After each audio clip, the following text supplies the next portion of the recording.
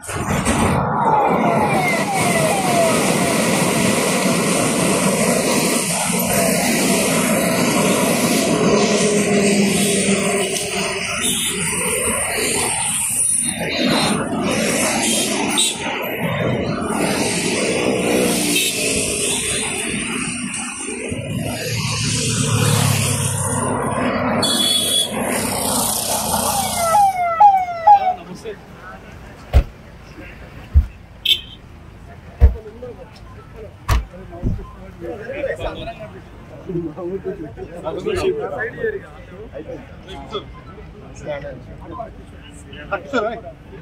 Morning.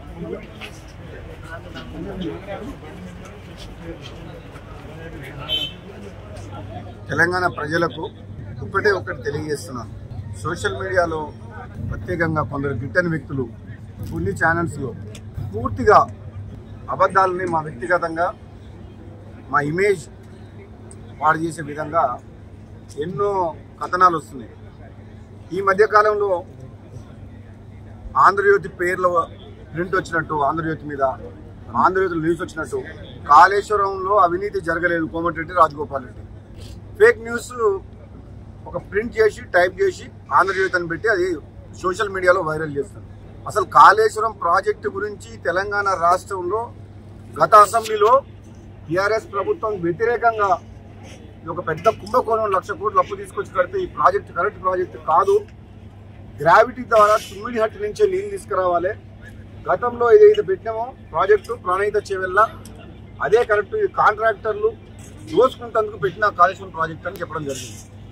ముమ్మాటికి అవినీతి జరిగిందని అందరికంటే ముందు రాష్ట్రంలో నేను శాసనసభ్యునిగా ఉన్నప్పుడు అసెంబ్లీ సాక్షిగా చెప్పిన అదే విషయాన్ని వక్రీకరించి మళ్ళీ ఈరోజు నేను ప్రభుత్వానికి నాకు మంత్రివర్గంలో స్థానం కల్పించనందుకు నేను ఏదో ప్రభుత్వం మీద వ్యతిరేకత, రేవంత్ రెడ్డి గారి మీద వ్యతిరేకంగా ఉన్నా అని భావించి నా మీద ప్రభుత్వానికి, రేవంత్ రెడ్డి ప్రభుత్వానికి, ముఖ్యమంత్రి గారికి వ్యతిరేకంగా నేను మాట్లాడని విషయాలు కూడా సృష్టించి అబద్ధాలని సోషల్ మీడియా ద్వారా ప్రచారం చేస్తున్నారు. వాటన్నిటిని తీవ్రంగా ఖండిస్తున్నా.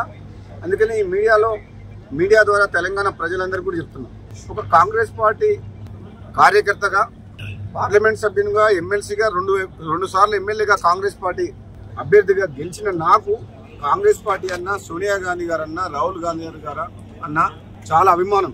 ఆ కుటుంబమే కాంగ్రెస్ పార్టీ నేపథ్యం.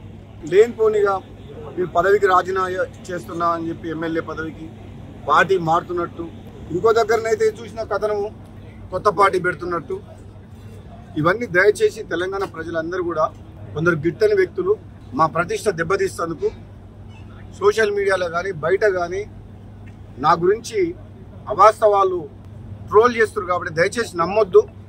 నేను ఒక శాసనసభ్యునిగా కాంగ్రెస్ పార్టీ శ్రేయస్సు దృష్ట్యా కాంగ్రెస్ పార్టీని బలోపేతం చేసేందుకు కొన్ని సందర్భాల్లో ప్రభుత్వ నిర్ణయాలని ఈ విధంగా చేస్తే బాగుంటుంది అని పలు వేదికల్లో చెప్పడం జరిగింది తప్పితే అంతరంగిక సమావేశాల్లో కూడా చెప్తున్నాను. బయట కూడా కొన్ని సందర్భాల్లో భూ నిర్వాసితుల విషయంలో అన్యాయం చేయొద్దు. మన ప్రభుత్వం భూ నిర్వాసితుల గురించి, వాళ్ళకిచ్చే పరిహారం గురించి ఒకసారి ఆలోచన చేసి మానవతా దృక్పథంతో ట్రిబ్యునల్ మనం కంపల్సరీ చెయ్యాలి.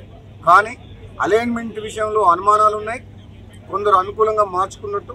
రెండోది, భూ నిర్వాసితులకు పరిహారం విషయంలో కూడా వాళ్ళ ఆందోళన చెందుతారు. కాబట్టి ఆ పేద భూమి ఉన్న పేద రైతుల్ని కంపెన్సేట్ కరెక్ట్గా 100% కంపెన్సేషన్ చేయాలని చెప్పి నా అభిప్రాయం.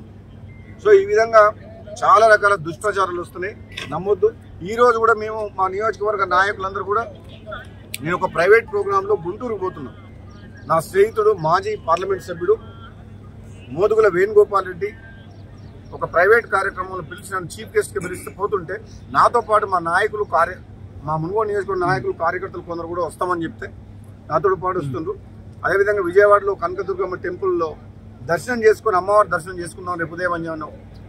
దాన్ని నేను వైఎస్ జగన్మోహన్ రెడ్డి కలుస్తాను పోతున్నా అని చెప్పి దుష్ప్రచారం చేస్తున్నాను. రాజగోపాల్ రెడ్డి కాంగ్రెస్ పార్టీ వ్యక్తిగా, వైఎస్ జగన్మోహన్ రెడ్డి మాకు రాజశేఖర రెడ్డి గారి అభిమాన నాయకుడు వారి కొడుకు, వైఎస్ఆర్సీపీ ప్రెసిడెంట్, మాజీ ముఖ్యమంత్రి.